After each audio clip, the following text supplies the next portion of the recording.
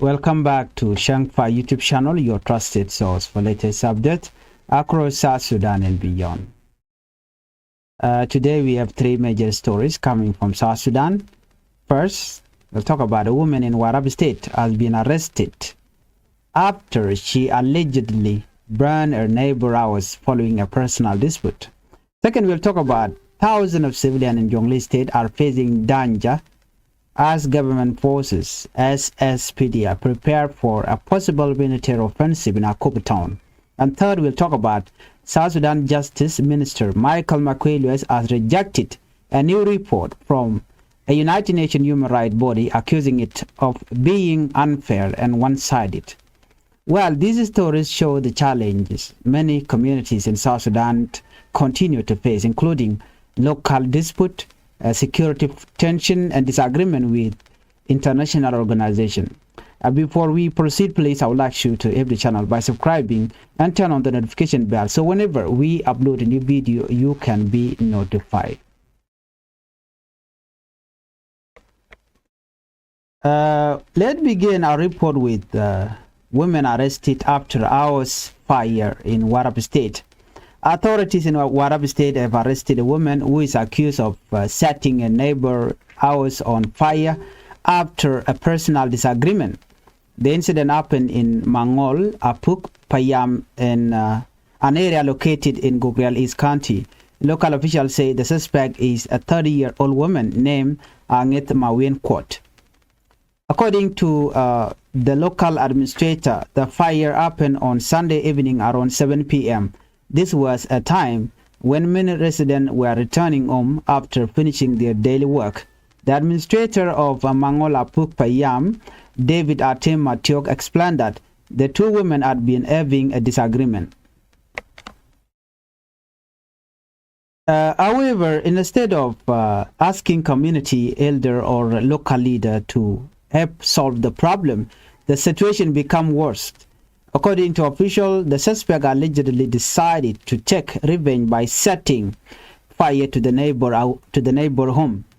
Local authorities say the fire destroyed many household items. Among the property that was lost were bag of sorghum stored of food, and mattress, clothing, and other important belongings that family depend on every day. For family living in rural communities, losing these items can be very devastating.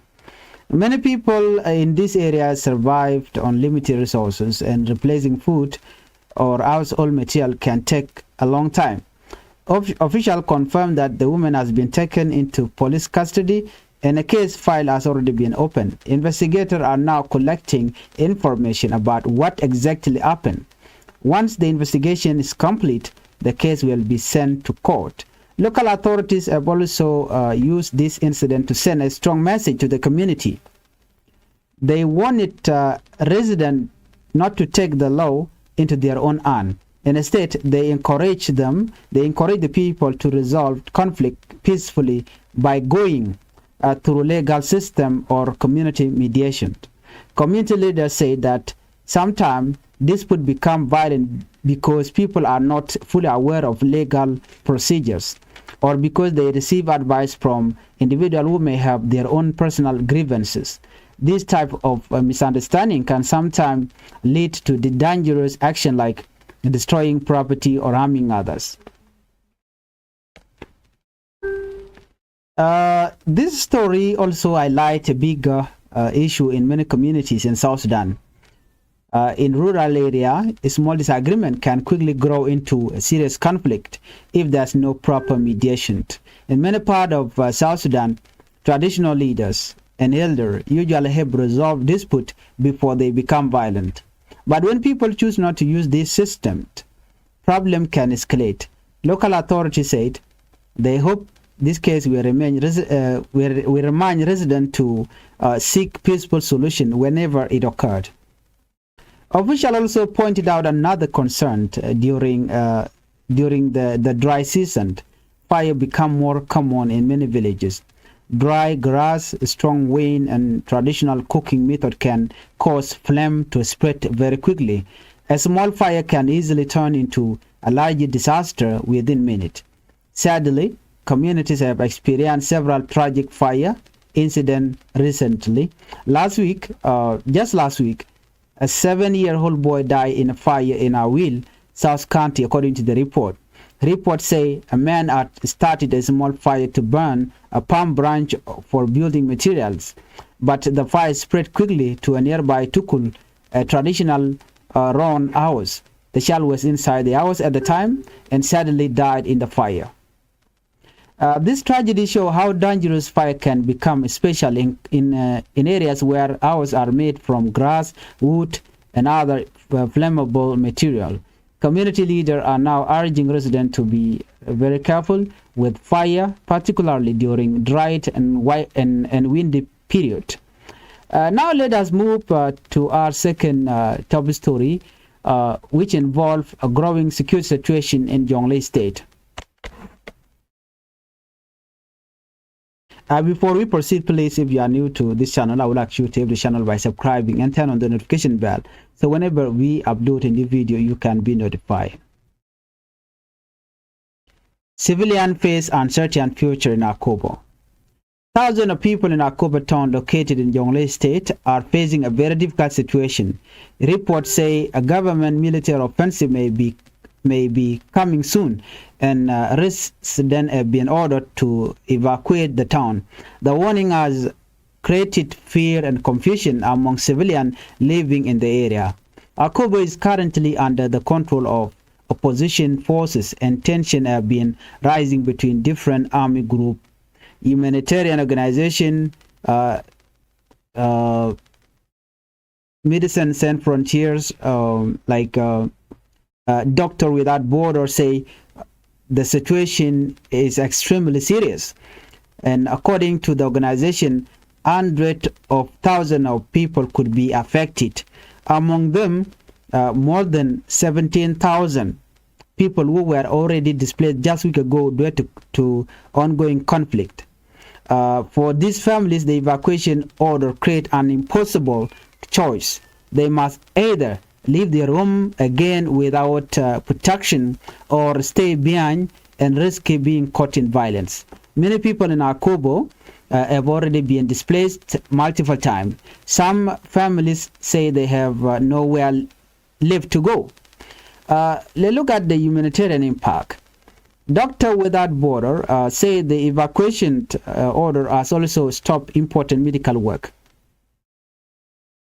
Health team had been preparing for malaria season, which usually bring a large number of patients. They were also providing vaccination, primary health care, medical support for displaced family. But because of the security situation, the medical team had to leave the town on March 7, 2026. This means thousands of people are now without access to basic health care services. The organization Aid of Mission in South Sudan say the situation is devastating. He explained that families are being forced to abandon their home again and again. For many of them, there are no safe alternative left. The situation became even worse after a report of looting in the town. Akobo Hospital, where humanitarian work were supporting the children's ward, was reportedly looted. The organization pharmacy was also robbed, and all medicine and medical supply were stolen. Their office building was also attacked and damaged by unknown individuals. Without these supplies, doctors said it will be very difficult to provide treatment when the community needs it most. Some residents have already started leaving the area. Many are trying to reach neighboring Ethiopia, with others are moving to nearby villages in search of safety. But traveling during conflict is extremely dangerous. Families often move with very little food, limited shelter, and no medical care at all. Humanitarian organizations are now calling on all sides of the conflict to protect civilians. They are asking for a safe area for families seeking shelter, protection for hospital and clinic, and secure access for humanitarian aid. Without this protection, aid group warned that humanitarian crisis could become much worse. Now let us turn to our third major story, which involves tension between the government of South Sudan under President Salva Kiir Mayardit and an international human rights body. Justice Minister rejects United Nations Human Rights Report. South Sudan Minister of Justice and Constitutional Affairs Michael Makuei has strongly criticized a new report from the United Nations Commission on Human Rights in South Sudan. The minister spoke during a meeting of the United Nations Human Rights Council in Geneva, Switzerland.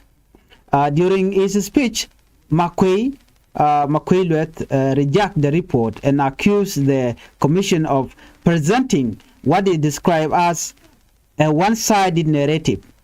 According to Minister, the report does not fairly represent the political and security situation in South Sudan. He explained that the Commission relied too much on information from social media rather than engaging directly with the government. Makuei argued that this approach can lead to inaccurate conclusions. He said the government was not given enough opportunity to verify it or respond to some of the information used in the report. The Justice Minister also said the Commission failed to recognize progress made by the government since the 2018 peace agreement. That agreement was designed to end a year of civil war and bring stability to the country.